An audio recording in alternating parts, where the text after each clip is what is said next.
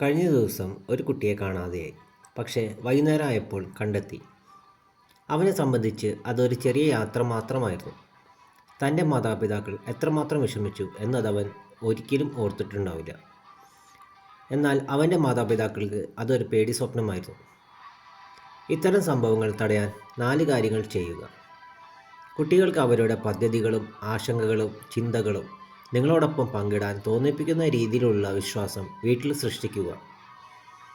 അവർക്ക് എവിടെ പോകാം, എപ്പോൾ നിങ്ങളെ അറിയിക്കണം എന്നതിനെക്കുറിച്ചുള്ള വ്യക്തമായ മാർഗനിർദ്ദേശങ്ങൾ നൽകുക.